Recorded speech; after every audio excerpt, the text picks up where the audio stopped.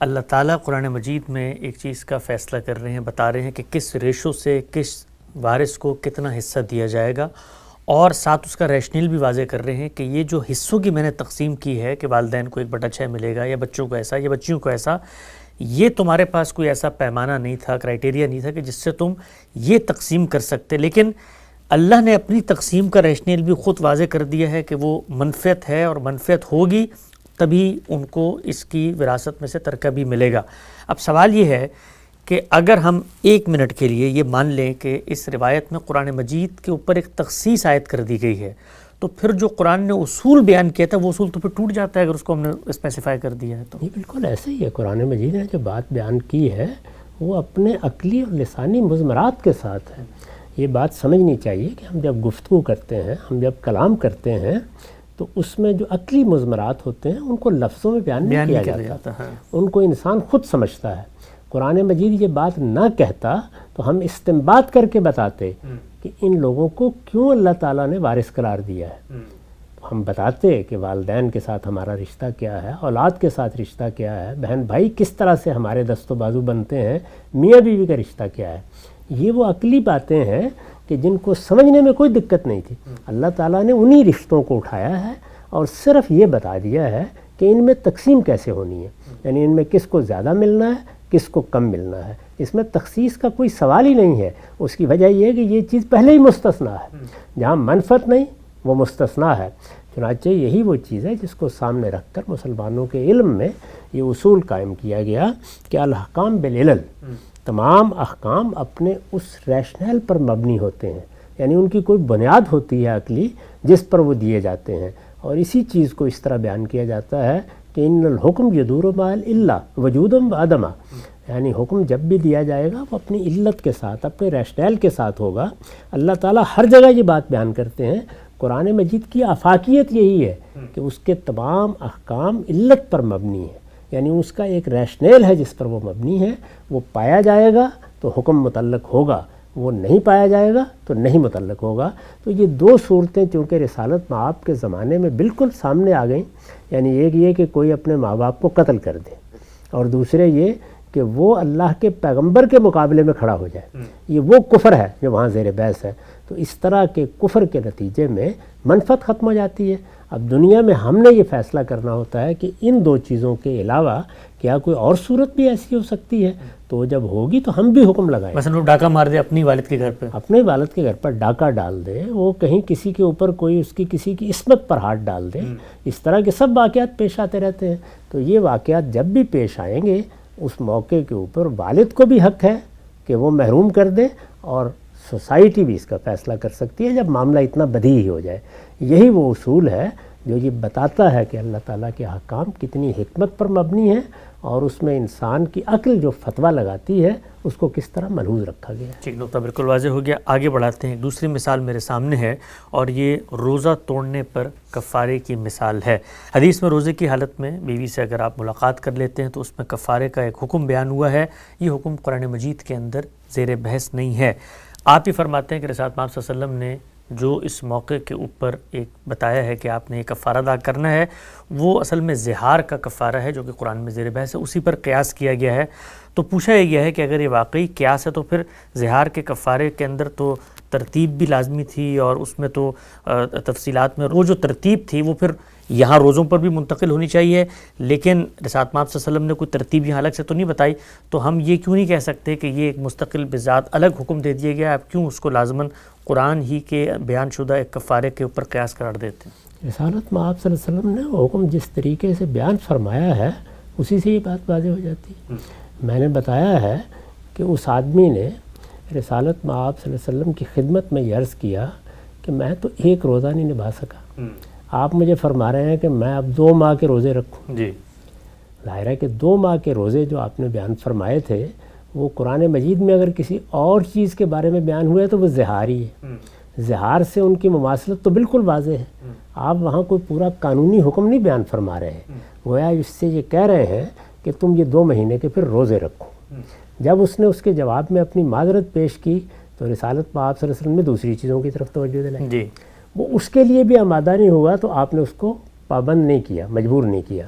تو اس سے یہ بات خود واضح ہو گئی کہ یہاں زہار پر قیاس کر کے کوئی کفارہ مقرر نہیں کیا جا رہا، اس میں سے انتخاب کیا، بلکہ زہار پر قیاس کر کے رسول اللہ صلی اللہ علیہ وسلم اس سے یہ کہہ رہے ہیں کہ تم اپنے اوپر یہ کفارہ عائد کرو۔ اچھا، یعنی جس طریقے سے کوئی شخص آپ کے پاس آتا ہے، اس نے مثال کے طور پر دین کے کسی حکم کی خلاف ورزی کر دی ہے، اس کے لیے کوئی سزا دین میں مقرر نہیں ہے، لیکن آپ کہتے ہیں اس کو کہ بھائی تم نے یہ بڑا ہی غلط کام کیا ہے۔ مثال کے طور پر بیوی کو ایک ہی وقت میں 3 طلاق دے دی ہے، بڑی احمقانہ حرکت تم نے کی ہے۔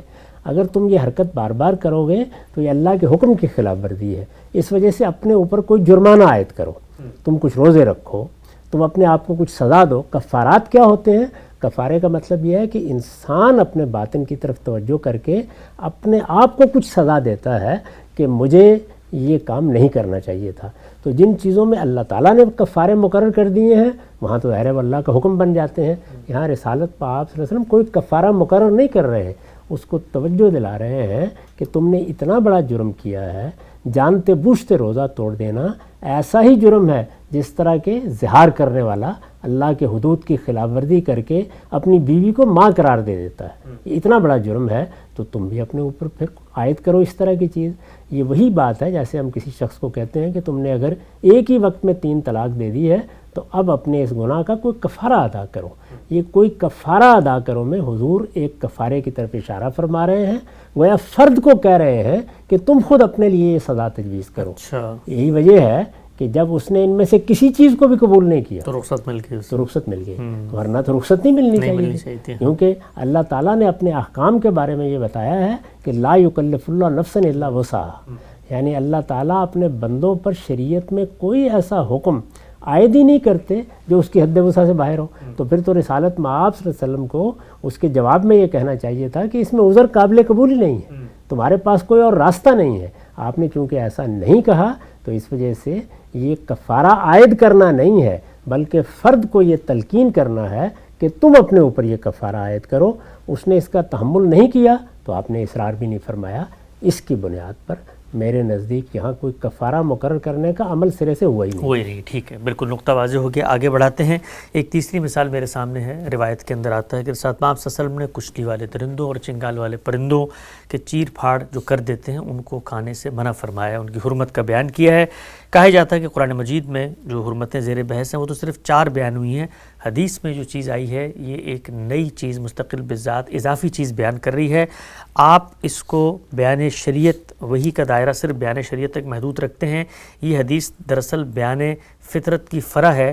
کہا ہی گیا ہے کہ وحی کو اس طرح محدود کر دینا اور ایک نصی دلیل جو ہمارے سامنے آئی ہے اس کو الگ سے دین کے حکم کا ماخذ نہ ماننا، اس کی بنیاد کیا ہے؟ چونکہ قرآن مجید کے اندر جو حرمتوں کی بنیاد ہے اس کے اندر تو یہ چونکہ بیٹھ نہیں رہی تھی، تو پھر اب یہ کہا گیا بھئی یہ بیان فطرت ہے، تو اس طریقے سے ایک تکلف کا سہارا لیا گیا ہے۔ تکلف کا کیا سوال ہے؟ یہ قرآن مجید کے صریح نصوص کی وضاحت ہے۔ قرآن مجید نے کیا وہ 4 حرمتیں بیان کی ہیں؟ اس نے بتایا ہے کہ تمام طیبات حلال ہیں، اس نے بتایا تمام خبائث حرام ہیں۔ جی، یعنی کھانے پینے کی چیزوں کے بارے میں قرآن کا اصل فتویٰ یہ ہے کہ وہ چیزیں جو حلال و طیب ہیں تم صرف انہی کو کھا سکتے ہو۔ تو طیبات کے بارے میں اور خبائث کے بارے میں قرآن مجید نے کوئی فہرست بنا کر پیش نہیں کی ہے، بلکہ انسانی فطرت پر اعتماد کیا ہے۔ اسی طرح جانوروں کے بارے میں اشتباہ ہو سکتا تھا تو یہ بتایا کہ حلت لکم بہیمۃ الانعام، تمہارے لیے صرف مواشی کی قسم کے یعنی یہ جو چرندے ہوتے ہیں یہی تمہارے لیے حلال کیے گئے ہیں۔ تو یہ خود بیان بتا رہا ہے کہ قرآن مجید طیبات کے بارے میں حلت کا فتویٰ دے رہا ہے، تمام طیبات کے بارے میں ہمیں تلقین کر رہا ہے کہ تم ان کو کھا سکتے ہو، اور تمام خبائث کے بارے میں یہ کہہ رہا ہے کہ تم ان کے قریب نہ جاؤ، ان سے اجتناب کرو۔ تو اس کا مطلب یہ ہے کہ ہماری فطرت ہی پر اعتماد کر رہا ہے۔ جب فطرت پر اعتماد کر رہا ہے تو پھر جو اللہ تعالیٰ نے ہمیں عقل دی ہے اور جس کی روشنی میں ہم فطرت کی کتاب کو پڑھتے ہیں، ہم یہ پڑھیں گے اور پڑھ کر بتائیں گے کہ یہ فلاں چیز طیب ہے، فلاں چیز خبیث ہے۔ یہ ہزاروں چیزوں کے بارے میں فیصلہ کرنا پڑ جا سکتا ہے۔ تو رسالت مآب صلی اللہ علیہ وسلم نے بھی ایک موقع پر اسی فطرت کو بیان کیا ہے۔ یہ کہنا کیوں ضروری ہے؟ اس کی وجہ یہ ہے کہ جن 4 چیزوں کا ذکر کیا جا رہا ہے ان پر تو اللہ تعالیٰ نے انما داخل کر دیا، انما حرم۔ جب ظاہر ہے کہ اللہ تعالیٰ نے انما داخل کر دیا ہے تو وہاں تو کوئی اب پانچویں چیز داخل ہی نہیں ہو سکتی. جی تو یہ متعین کرنا پڑے گا کہ یہ انما کس سلسلے میں آیا ہے. جی تو ہم نے متعین کر کے بتایا کھانے ہے پینے کی چیزوں کہ یہاں در حقیقت وہ چیزیں زیر بحث ہیں جن چیزوں کو لوگوں نے طیبات خیال کر کے کہ یہ کھائی جا سکتی ہیں یہ سمجھ لیا تھا کہ یہ حرام نہیں ہو سکتی. یعنی یہ مشتبہات کا بیان ہے، اور مشتبہات کے بیان میں ظاہر ہے اللہ ہی کا حکم فیصلہ کر سکتا ہے. اس کو سمجھ لیجئے. یعنی اللہ تعالیٰ نے جو چیزیں ہمیں بتائی ہیں ان میں بعض چیزیں بالکل واضح ہوتا ہے کہ وہ حلال ہیں، حلال ہونی چاہیے. جی بعض چیزیں واضح ہوتا ہے کہ حرام ہیں، وہ حرام ہونی چاہیے. اب مثال کے طور پر شراب پینا ہے، نشہ کرنا ہے، اسی طرح بدکاری ہے، اور بہت سی چیزیں وہ اخلاقی بھی اور وہ کھانے پینے کی چیزیں بھی وہ واضح ہوتی ہیں. حرام بھی واضح، حلال بھی واضح. اسی کو ایک حدیث میں بیان کیا گیا ہے کہ الحلال بین والحرام بین، یعنی بالکل واضح ہے. اس کو ہم فطرت کی روشنی میں دیکھیں واضح، اللہ کے بیان کی روشنی میں دیکھیں واضح، لیکن درمیان میں کچھ مشتبہات پیدا ہو جاتی ہیں. مشتبہات کا مطلب کیا ہے کہ حرمت کا پہلو بھی ان میں نظر آ رہا ہوتا ہے اگر ایک زاویے سے دیکھیں، حلت کا پہلو بھی نظر آ رہا ہوتا ہے اگر دوسرے زاویے سے دیکھیں. تو جب حلت اور حرمت دونوں کا احتمال پیدا ہو جائے تو اس کا مطلب ہے وہ چیز محتمل الوجہین ہو گئی ہے. یعنی اس میں دونوں صورتوں کا احتمال پیدا ہو گیا ہے. اس کو کوئی حرام بھی کہہ سکتا ہے، کوئی حلال کہنے پر بھی اصرار کر سکتا ہے. تو وہاں اب کیا کیا جائے؟ اگر تو ہمارے پاس اللہ تعالیٰ کی کوئی ہدایت نہیں ہے، اللہ کے پیغمبر کی طرف سے کوئی چیز نہیں ہے، تو ہم خود فیصلہ کریں گے.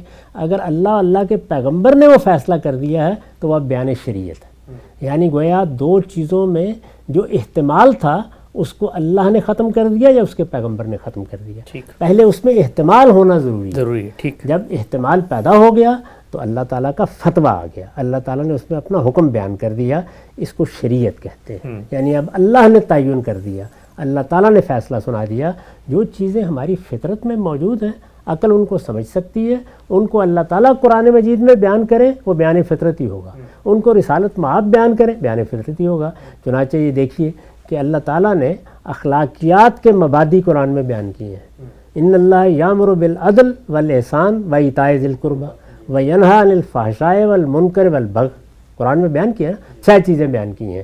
یعنی تمہیں اللہ تعالیٰ ہدایت کرتا ہے کہ عدل کیا کرو، احسان کا رویہ اختیار کیا کرو، اپنے رشتہ داروں پر خرچ کیا کرو. اللہ تعالیٰ تمہیں اس سے روکتا ہے کہ تم فواحش کا ارتکاب کرو. وہ تمہیں حق تلفی سے روکتا ہے، وہ تمہیں جان مال آبرو کے خلاف سرکشی اور زیادتی سے روکتا ہے. یہ جو باتیں بیان کی ہیں اللہ تعالیٰ نے، یہ کیا ہے؟ یہ شریعت کا بیان نہیں ہے، یہ بیان فطرت ہے. یعنی انسانی فطرت بھی انہی چیزوں کو جانتی ہے، وہ بھی اسی کی شہادت دیتی ہے. میرا حادثہ اخلاقی بھی یہی کہتا ہے، لیکن میں شاید اس تعین کے ساتھ ان کو بیان نہ کر سکتا.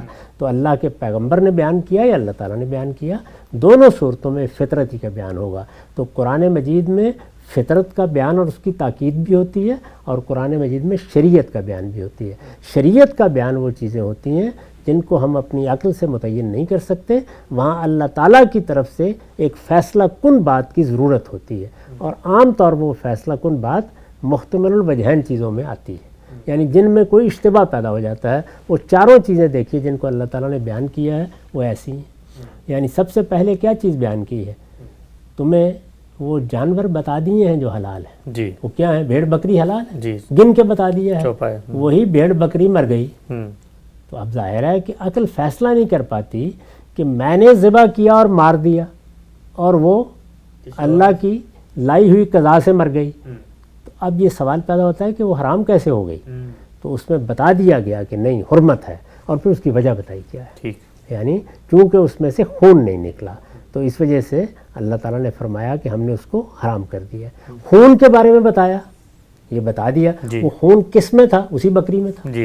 تو بظاہر تو آدمی استدلال کر سکتا تھا کہ خون بھی اسی کا حصہ ہے، ہڈیاں اور گوشت بھی اسی کا حصہ ہے، وہ سب چیزیں جائز ہیں کھانی، تو یہ میرے لیے ممنوع کیوں ہے؟ تو اللہ تعالیٰ نے اس میں اپنا فتویٰ دیا. تو یہاں بھی دیکھیے چیز محتمل الوجہین ہو گئی ہے. اسی طرح کا معاملہ اگر آپ دیکھیں تو سور کے معاملے میں، خنزیر کے معاملے میں ہوا. اس میں چونکہ دونوں چیزوں کے خصائص مل گئے ہیں، یعنی وہ جانور جو کھانے کے ہیں ان کے خصائص بھی اس میں ہیں اور درندوں کے خصائص بھی ہیں. تو دونوں میں اشتباہ پیدا ہوا کہ درندگی کے پہلو کو ملحوظ رکھا جائے یا چرندہ ہونے کی بنیاد پر. تو اللہ تعالیٰ نے وہاں بھی اپنا فتویٰ دے دیا. اسی طرح سے کسی شخص نے بھیڑ کو، بکری کو ذبح کیا اور کسی غیر اللہ کے نام پہ ذبح کر دیا. تو بھیڑ بکری تو وہی ہے، تو کیا محض غیر اللہ کا نام لینے کے نتیجے میں حرام ہو جائے گی؟ میں یا آپ اس کا فیصلہ نہیں کر سکتے تھے، اللہ تعالیٰ نے فیصلہ فرمایا، تو اس پر انما داخل کر کے اللہ تعالیٰ نے یہ ہدایت فرمائی کہ یہ 4 چیزیں ہیں جو ان چیزوں میں سے ہم نے حرام قرار دے دی ہیں جن کو تم طیبات سمجھ کر کھا سکتے تھے۔ یہ ہے مدعا۔ تو اس میں بیان فطرت قرآن مجید میں بھی ہوتا ہے، روایت میں بھی ہوتا ہے، اس میں روایت کا کوئی تعلق پیدا کرنا زیر بحث ہی نہیں ہے، بلکہ اللہ تعالیٰ کی پوری ہدایت جو قرآن میں بیان ہوئی ہے یا کسی اور جگہ بیان ہوئی ہے اس کے بارے میں یہ بتانا ہے کہ اس میں فطرت کا بیان بھی ہوتا ہے اور اس میں اللہ تعالیٰ کی شریعت